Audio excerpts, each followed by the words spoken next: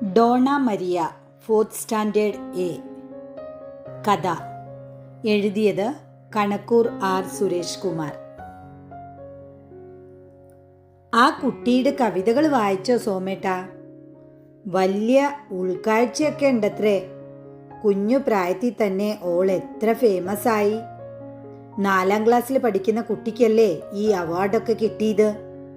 പത്രക്കാരുടെയും ചാനലുകാരുടെയും തിരക്കായിരുന്നു അവിടെ. പായസത്തിന് സേമിയ വറുത്തുകൊണ്ടിരുന്നതിനിടെ മാലിനി പറഞ്ഞു, ഡോണയെ എനിക്കറിയാം. വർണ്ണപ്പകിട്ടുള്ള കുഞ്ഞുടുപ്പിട്ട് ശലഭം പോലൊരു കുട്ടി. മിക്കപ്പോഴും ഒറ്റയാണവൾ. പ്രായത്തിന് യോജിക്കാത്ത ഗൗരവം നിറഞ്ഞ മുഖം. അല്ലെങ്കിൽ തന്നെ ഇപ്പോഴത്തെ കുട്ടികൾക്ക് പ്രായത്തിൽ കവിഞ്ഞ പക്വതയാണെന്ന കാര്യം ഞങ്ങൾ ചർച്ച ചെയ്യാറുണ്ട്. അവരുടെ വർത്തമാനത്തിലും നടപ്പിലും കുട്ടിത്തം കുറവാണ്. വലിയ ഗായകർ പാടി ഹിറ്റാക്കിയ പഴയ പാട്ടുകൾ ഇപ്പോൾ 5ഉം 6ഉം വയസ്സുള്ള കൊച്ചുകുട്ടികൾ എത്ര അനായാസമായി പാടുന്നു. ടെലിവിഷൻ ഷോകളിൽ കുട്ടികൾ അവതരിപ്പിക്കുന്ന പരിപാടികൾക്ക് എത്ര നല്ല നിലവാരമാണുള്ളത്. മാലിനി ഫോർവേഡ് ചെയ്തു തന്ന ന്യൂസ് ക്ലിപ്പിംഗ് ഞാൻ സെൽഫോണിൽ പലവട്ടം കണ്ടു. ചാനൽ റിപ്പോർട്ടറുടെ ചോദ്യങ്ങൾക്ക് ഡോണ കൃത്യമായി മറുപടികൾ കൊടുക്കുന്നുണ്ട്. ഡോണ മോൾ വായിച്ചതിൽ ഏറ്റവും ഇഷ്ടപ്പെട്ട മലയാള പുസ്തകം ഏതാണ്? ഞാൻ വായിച്ചതിൽ മാർത്താണ്ഡവർമ്മ. അതിനൊപ്പം നിൽക്കുന്ന ഒരു നോവൽ വേറെ വായിച്ചിട്ടില്ല അങ്കിൾ. അവളുടെ മറുപടി കേട്ട് റിപ്പോർട്ടർ അന്തം വിടുന്നത് വീഡിയോയിൽ വ്യക്തമാണ്. 8 വയസ്സുള്ള കുട്ടി പൊടുന്നനെ അയാൾക്കു മുന്നിൽ ഭീമാകാരിയായി വളർന്ന പോലെ. എൻ്റെ ചിന്തകളെ മുറിച്ചുകൊണ്ട് മാലിനിയുടെ ശബ്ദമെത്തി. നിങ്ങൾ അവളോട് മിണ്ടിയിട്ടുണ്ടോ? എന്തു വിഷയത്തെക്കുറിച്ചാണെങ്കിലും ഓള് വ്യക്തമായി സംസാരിക്കും. പാലസ്തീനിലെ മനുഷ്യക്കുരുതിനെ കുറിച്ചൊക്കെ എനിക്കെന്തറിയാം. എന്നാൽ ആ കുഞ്ഞ് കഴിഞ്ഞ ദിവസം പറഞ്ഞു, കൂട്ടമായിട്ട് കുഞ്ഞുങ്ങളെ കൊല്ലുന്ന ലോകത്തിലേക്കാണല്ലോ വീണ്ടും ഓരോ കുട്ടിയും ജനിച്ചു വീഴുന്നതെന്ന്. നോക്ക്, അതിൻ്റെ ചിന്ത എത്രത്തോളം പോയിന്ന്. കുട്ടികളൊക്കെ വല്ല കാർട്ടൂണും കണ്ടിരിക്കുന്നതാ നല്ലത്. അവര് പത്രം വായിക്കുകയും വാർത്ത കാണുകയും കാര്യങ്ങൾ മനസ്സിലാക്കുകയും ചെയ്താൽ മുതിർന്നവരുടെ ലോകത്തെക്കുറിച്ചുള്ള മുഴുവൻ ഇമേജും പോവും. ഡോണയുടെ കവിത വന്ന ആഴ്ചപ്പതിപ്പ് ഞാൻ വീണ്ടും എടുത്തു. ഒരിക്കൽ കൂടി വായിച്ചപ്പോൾ വരികൾ കൂടുതൽ ശക്തിയോടെ എന്നെ വരിഞ്ഞു മുറുക്കാൻ തുടങ്ങി. യഥാർത്ഥ കവിതകൾ അങ്ങനെയാണത്രേ. പുനർവായനയിലാണ് അവ തനിസ്വരൂപം വെളിപ്പെടുത്താറുള്ളത്. ലിഫ്റ്റിലും താഴെയുമുള്ള ലോബിയിലും വെച്ച് ചിലപ്പോൾ അവൾ എന്നെ നോക്കി ചിരിക്കാറുണ്ട്. നല്ല ഭംഗിയുള്ള ചിരി. സത്യത്തിൽ മുതിർന്നവരോട് പോലും ചിരിക്കാൻ പൊതുവേ എനിക്ക് മടിയാണ്. അതെൻ്റെ സ്വഭാവ വൈകൃതമാകാം. നിങ്ങൾക്ക് ആരോടെങ്കിലും ഒന്ന് ചിരിച്ചാൽ എന്താ എന്ന് മാലിനി 100 വട്ടം ചോദിച്ചിട്ടുമുണ്ട്. ചിലപ്പോൾ ആ കുട്ടി എൻ്റെ വീട്ടിലും വരും. പുസ്തകങ്ങളൊക്കെ എടുത്തു മറിച്ചു നോക്കുമത്രേ. ഞാൻ വായിച്ച ശേഷം മാറ്റിയിട്ട ചില ആനുകാലികങ്ങൾ എടുത്തുകൊണ്ടു പോകാൻ മാലിനിയോട് അനുവാദം ചോദിക്കും. നമ്മൾ മറന്നാലും അവൾ മറക്കില്ല. കൊണ്ടുപോയതൊക്കെ കൃത്യമായി മടക്കി കൊണ്ടുതരും. അല്ലേ തന്നെ നിങ്ങൾ വായിച്ചു കഴിഞ്ഞ വീക്കിലികൾ പിന്നെ ആർക്ക് വേണം? നമ്മുടെ പിള്ളേര് ഒരു കാലത്തും അതൊന്ന് തൊടുന്നത് കണ്ടിട്ടില്ല. ആ വേസ്റ്റ് പേപ്പറുകാരനെ വിളിച്ചാൽ വരാനും എന്തു പാടാണ്. അങ്ങനെ ഡോണ മരിയ ഞങ്ങളുടെ പാർപ്പിട സമുച്ചയത്തിലും വെളിയിലും സംസാര വിഷയമായ നാളുകളിലാണ് മാലിനി പറഞ്ഞത്, നാളെ സോമേട്ടൻ വീട്ടിലുണ്ടാവുമല്ലോ. ഞാൻ ഡോണ മോളെ ഉച്ചഭക്ഷണത്തിന് വിളിച്ചു. ഇവിടെ വേറെയും ചിലർ വിളിച്ച് വിരുന്നു കൊടുത്തു കഴിഞ്ഞു. അവൾക്ക് കുറച്ചെങ്കിലും അടുപ്പമുള്ളത് നമ്മളുമായാണ്. ഈ ഫ്ലാറ്റില് വേറെ ഏത് വീട്ടിലാ പുസ്തകമൊക്കെ വരുത്തുന്നത്? പക്ഷേ റോസാ മരിയയും ഡേവീസും വരില്ല. മോളെ മാത്രം വിളിച്ചാൽ മതി എന്നാണ് അവരുടെ മട്ട്. അല്ലേലും ആ പട്ടാളം ഡേവീസിന്റെ മോന്ത കണ്ടാൽ എന്തോ എനിക്ക് പിടിക്കില്ല. മാലിനിയുടെ ഒരുക്കങ്ങൾ കണ്ടപ്പോൾ എനിക്ക് അതിശയം തോന്നി. ഒരു VIP വരുന്ന കണക്കിനാണ് കാര്യങ്ങൾ. എഴുത്തൊക്കെ ഉണ്ടേലും ഒരു ചെറിയ കൊച്ചല്ലേ വരുന്നത്. അതിന് ഇത്രയും ഒരുക്കൊക്കെ വേണോ? ഞാൻ അതിശയം വിട്ടുമാറാത്തത് കൊണ്ട് ചോദിച്ചു. ചെറിയ കൊച്ചാണെങ്കിൽ ഒരു പെങ്കൊച്ചല്ലേ, അതാണ് പ്രധാനം. ഇനി വളർന്നു വരുന്ന പെങ്കൊച്ചുങ്ങളൊക്കെ ഇങ്ങനെ കുറച്ചുകൂടി കരുത്തും ശക്തിയും ഉള്ളതുങ്ങളാകണം. എങ്കിലേ ലോകം മാറൂ. അവൾ എനിക്ക് നേരെ ചുണ്ടുകൂട്ടി കാണിച്ചു. എൻ്റെ ഭാര്യയ്ക്ക് നല്ല പുരോഗമനമുണ്ടല്ലോ എന്ന് ഞാൻ കൗതുകം പൂണ്ടു. കുറച്ചുനാൾ മുമ്പ് ഞാൻ വീട്ടിലുണ്ടായിരുന്ന നേരത്ത് ആ കുട്ടി വന്നത് ഓർമ്മയുണ്ട്. ആഴ്ചപ്പതിപ്പിൽ മുങ്ങി മയങ്ങിയിരിക്കുകയായിരുന്നു ഞാൻ.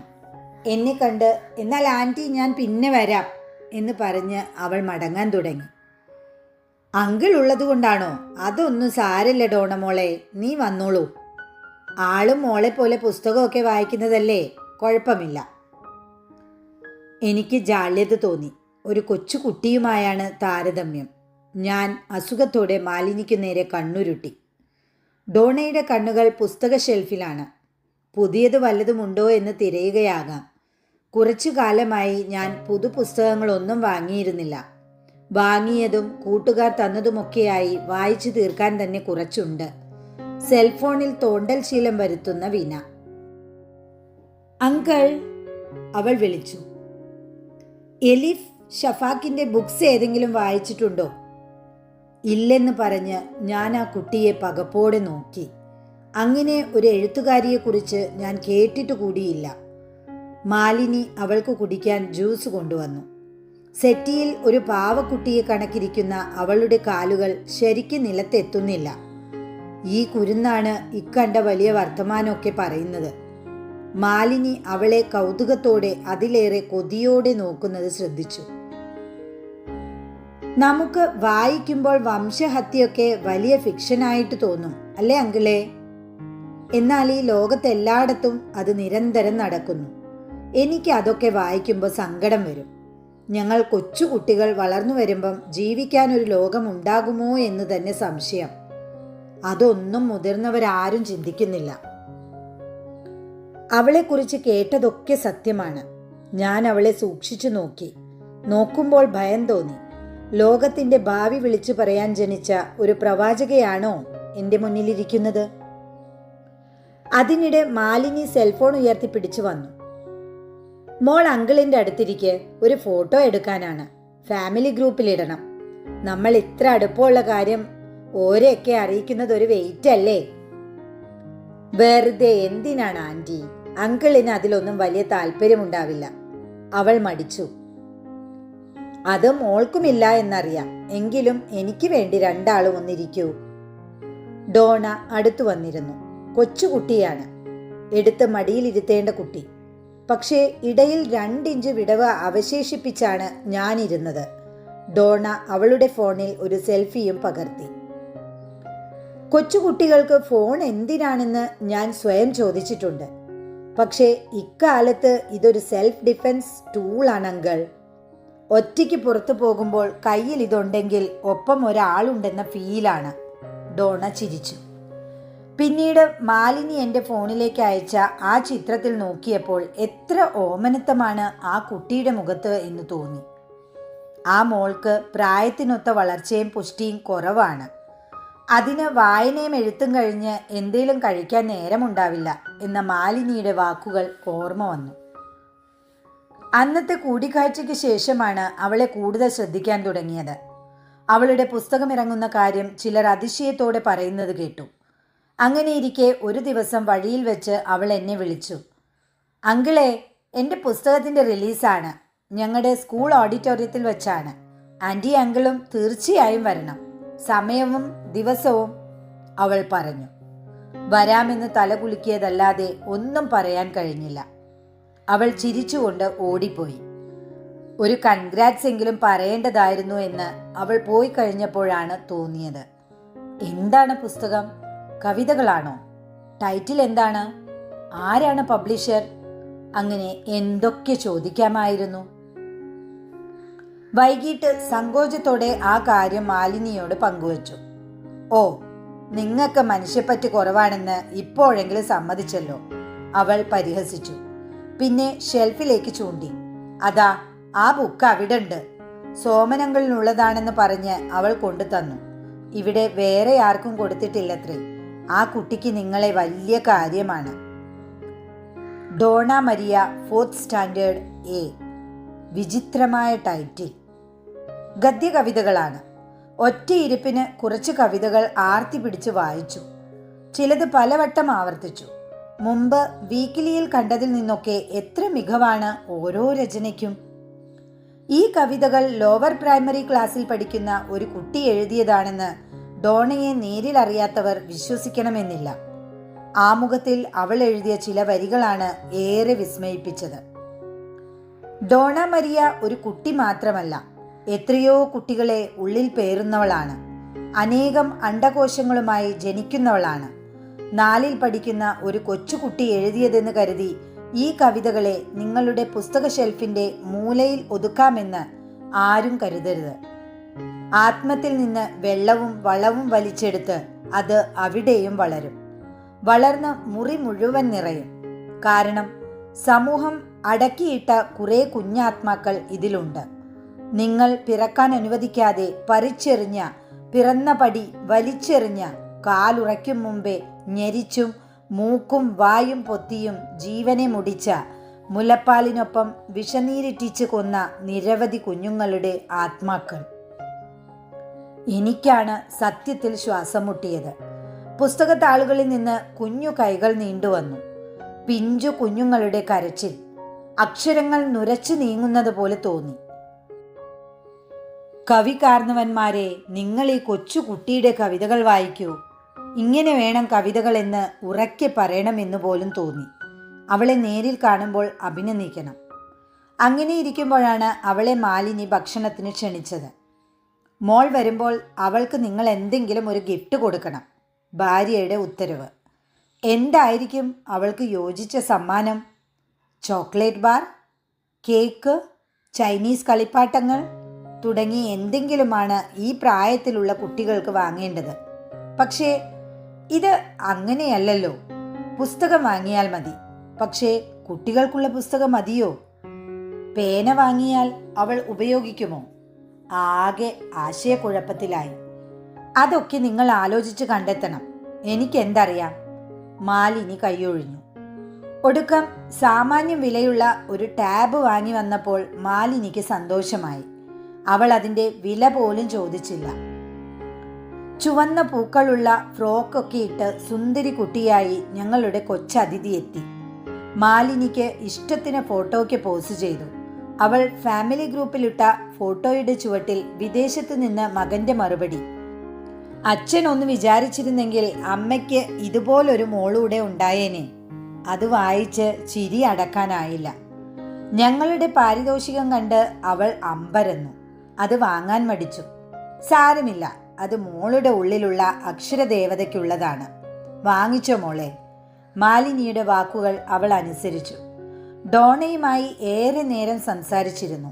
കല, സാഹിത്യം, ജീവിതം വിഷയം പല വഴിയിൽ കാടുകയറിപ്പോയി.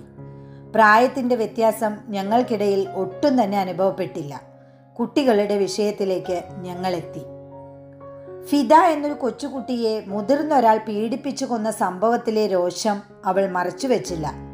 ദിവസങ്ങൾക്ക് മുമ്പ് നഗരകേന്ദ്രത്തിലാണ് മനസാക്ഷിയെ നടുക്കിയ ആ സംഭവം നടന്നത്.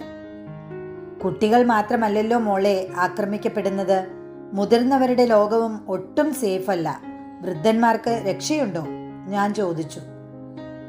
തീർച്ചയായും ആരും ഉപദ്രവിക്കപ്പെടരുത്. പക്ഷെ അങ്കിൾ, ഞങ്ങൾ കുട്ടികൾ ശാരീരികമായും മാനസികമായും കൂടുതൽ ദുർബലരാണ്. അതുകൊണ്ട് സമൂഹത്തിന് ഞങ്ങളുടെ കാര്യത്തിൽ കൂടുതൽ ഉത്തരവാദിത്തം വേണം. സ്വന്തം കുഞ്ഞുങ്ങളെ തിന്നുന്ന മൃഗങ്ങളുണ്ട്. എന്നാൽ മനുഷ്യര് മൃഗങ്ങളിൽ നിന്നൊക്കെ ഒത്തിരി പുരോഗമിച്ചു എന്ന് പറയുന്നു. എന്നിട്ട് എന്താണ് നടക്കുന്നത്? സ്വന്തം പിഞ്ചു കുഞ്ഞിനെ നിലത്തെറിഞ്ഞും മാലിന്യ തൊട്ടിയിലെറിഞ്ഞും കൊന്ന വാർത്തകൾ കേൾക്കുന്നു. അമ്മത്തൊട്ടിലുകളിൽ കുഞ്ഞുങ്ങൾ ഉപേക്ഷിക്കപ്പെടുന്നു. ലോകത്തിലെ ഏറ്റവും പരിശുദ്ധമായ ബന്ധം അമ്മയും കുഞ്ഞും തമ്മിലുള്ളതാണെന്ന് പറയുന്നത് വെറുതെയാകുമോ അങ്കിൾ? അവൾ ഉത്തരത്തിന് കാക്കുന്ന മട്ടിൽ എന്നെ തുറിച്ചു നോക്കി. ആ കണ്ണുകളിൽ നിന്ന് ഒളിക്കാനായി ഞാൻ എൻ്റെ നോട്ടം ജാലകത്തിലൂടെ അകലെ കാണുന്ന ആകാശത്തേക്കെറിഞ്ഞു. കുഞ്ഞുങ്ങളുടെ ലോകത്തെക്കുറിച്ച് മുതിർന്നവർ ചിന്തിക്കുന്നതേയില്ല അങ്കിൾ. ഒരു വശത്ത് ക്രഷുകൾ എന്ന നശിച്ചയിടത്ത് വിതുമ്പിയും കരഞ്ഞും തളർന്നുറങ്ങുന്ന കുഞ്ഞുങ്ങൾ. ഇനിയൊരു കൂട്ടർ റിംജിം പാർക്കിൽ കുഞ്ഞുങ്ങളെ ഇരുത്തിയിട്ട് സെൽഫോണിൽ ചേക്കേറുന്നു. ഗാഡ്ജറ്റുകൾ കുത്തിനിറച്ച വീടകങ്ങളിലും കുഞ്ഞുങ്ങൾ ഒറ്റപ്പെടുന്നു. മറുവശത്ത് യുദ്ധഭൂമിയുടെ പരിസരങ്ങളിൽ വിശന്ന് കരയുന്ന കിടാങ്ങളുണ്ട്. അച്ഛനമ്മമാരെ നഷ്ടപ്പെട്ട് വാവിട്ട് കരയുന്ന കുഞ്ഞുങ്ങളുടെ ദേഹത്തേക്കാണ് ടൺ കണക്ക് സ്ഫോടക വസ്തുക്കൾ വീണ്ടും വന്നു വീഴുന്നത്. ഞങ്ങളുടെ ലോകം ഇത്തരത്തിൽ സംഘർഷഭരിതമാക്കിയത് ആരാണ്? എന്തിൻ്റെ പേരിലാണ്? എനിക്ക് പല ചോദ്യങ്ങൾക്കും ഉത്തരമില്ലായിരുന്നു. ഇതൊക്കെ ഓർത്ത് ആകെ ടെൻസ്ഡ് ആകുകയാണ് ഞാൻ. എന്നിട്ട് ഞങ്ങളെ സ്കൂളിൽ പഠിപ്പിക്കുന്നത് ആർക്കും വേണ്ടാത്ത കുറേ പാഠങ്ങൾ. 4ാം ക്ലാസ്സിൽ പിന്നെ എന്താണ് നിങ്ങളെ പഠിപ്പിക്കേണ്ടത്? ഞാൻ കൗതുകത്തോട് ചോദിച്ചു. അങ്കിൾ, ഗുഡ് ടച്ചും ബാഡ് ടച്ചുമൊക്കെ 4ാം ക്ലാസ്സിൽ ഞങ്ങളെ ടീച്ചർമാർ ബുദ്ധിമുട്ടി പഠിപ്പിക്കുന്നുണ്ട്. പിന്നെ കുറേ കുട്ടിക്കവിതയും പാട്ടും കൂട്ടാനും ഹരിക്കാനുമൊക്കെ പഠിപ്പിച്ചു കഴിഞ്ഞു.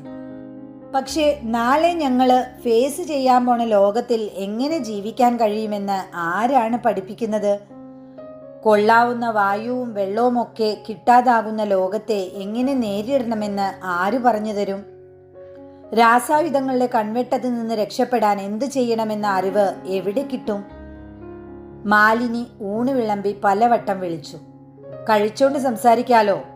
അവൾ നിർബന്ധം പിടിച്ചപ്പോൾ ഞങ്ങൾ എഴുന്നേറ്റു.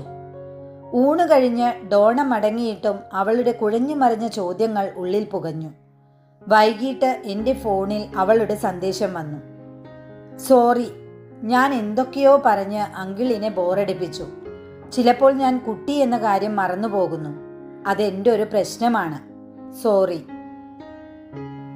സംസാരിക്കുന്നതിനിടെ ഞങ്ങൾ ഫോൺ നമ്പറുകൾ കൈമാറിയിരുന്നു. ഞാൻ അവളുടെ number Donna 4th standard A എന്ന പേരിലാണ് സേവ് ചെയ്തത്. അടുത്ത രാത്രി അവൾ എനിക്കൊരു സന്ദേശം അയച്ചു. അങ്കിളെ, ഒരു രഹസ്യ സംശയമുണ്ട്. മറ്റാരും അറിയില്ല എന്ന വിശ്വാസത്തോടെ ചോദിക്കട്ടെ. കഴിഞ്ഞ ദിവസം ഫിദ എന്ന 6 വയസ്സുകാരി കൊല്ലപ്പെട്ടത് നമ്മുടെ നഗരത്തിലാണ്. 40 വയസ്സുള്ള ഒരാൾ അവളെ ലൈംഗികമായി ഉപയോഗിച്ച് കൊന്നു.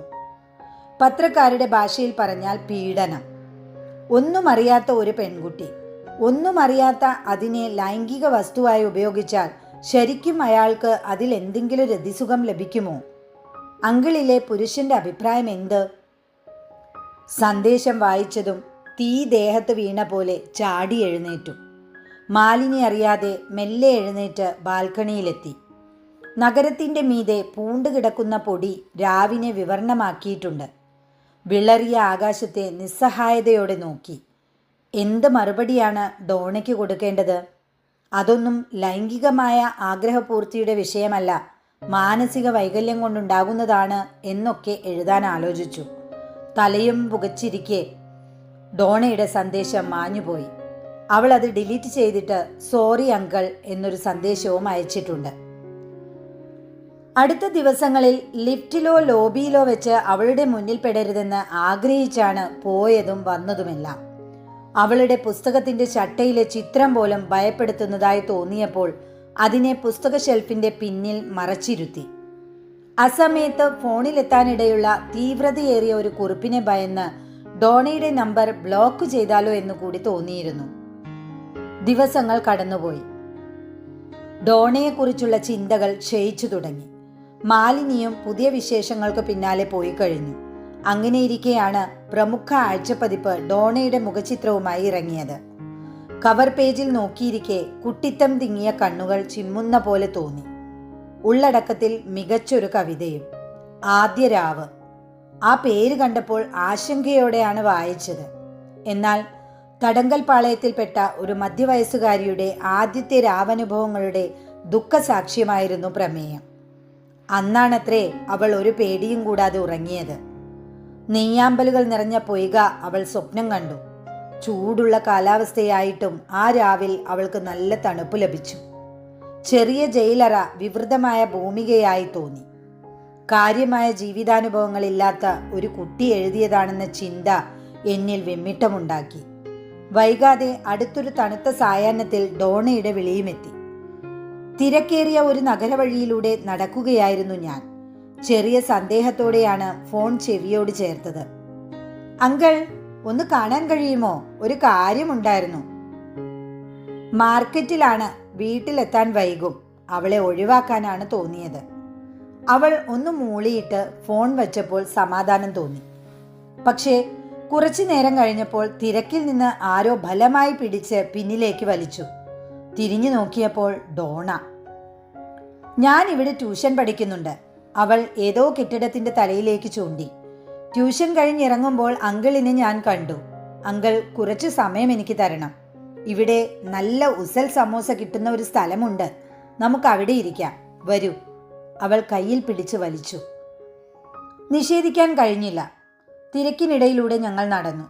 നിരവധി പതിറ്റാണ്ടുകൾ നഗരത്തിൽ കഴിഞ്ഞെങ്കിലും ഇത്തരം ഒരു കുഞ്ഞൻ കഫറ്റീരിയയിൽ കയറിയിട്ടില്ല.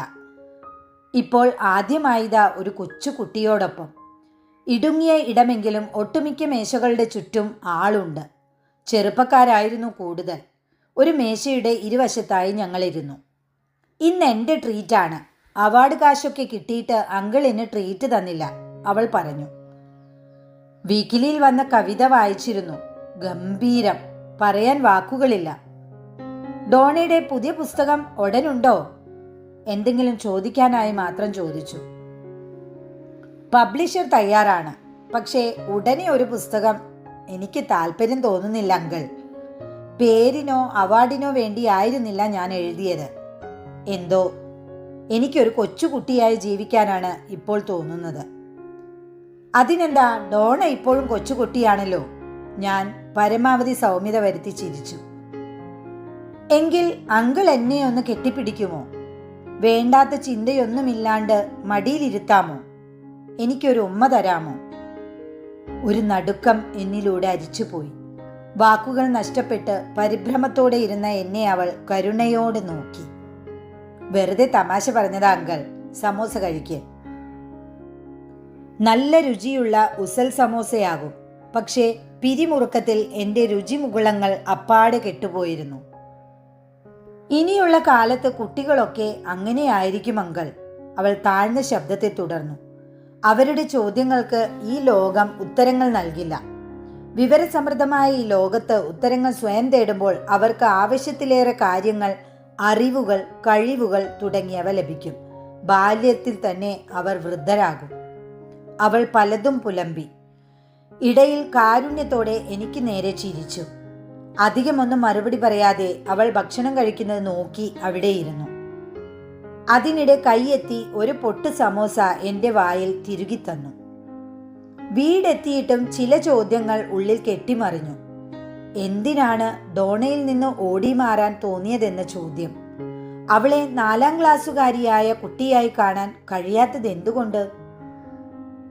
എന്താ, നിങ്ങൾക്ക് സുഖമില്ലേ? വന്നപ്പം മുതൽ മൂഡ് ഓഫ് പോലെ. മാലിനിയുടെ ചോദ്യം. ഒന്നുമില്ല എന്ന് നുണ പറഞ്ഞു.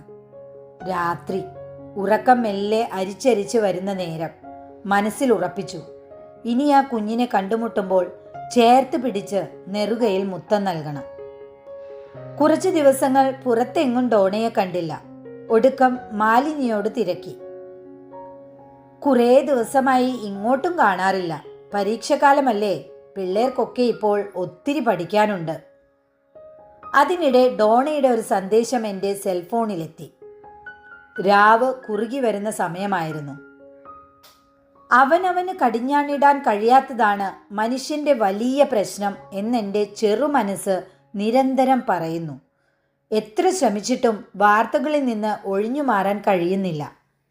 മുഖത്തും മൂക്കിലും ചോരയൊലിക്കുന്ന കുരുന്നുകളുടെ മുഖങ്ങൾ. അവയെ കണ്ടില്ലെന്ന് കരുതിയാൽ ജീവിക്കാം. ആ കടിഞ്ഞാൺ കൈവിട്ടാൽ തീർന്നു. പിന്നെ കണ്ടില്ലെന്ന് നടിക്കാനാകില്ല. അത് എത്ര താളുകൾ എഴുതിയാലും തീരില്ല. നിങ്ങളെല്ലാം എന്നോട് കാണിച്ച കാരുണ്യത്തിന് നന്ദി. ഉറക്കത്തിൻ്റെയും ഉണർവിൻ്റെയും ഇടയിലുള്ള ഏതോ നേർത്ത പാളിയിൽ തങ്ങിക്കിടന്നുകൊണ്ട് ആ സന്ദേശം നിർദ്ധാരണം ചെയ്യാൻ ശ്രമിച്ചു.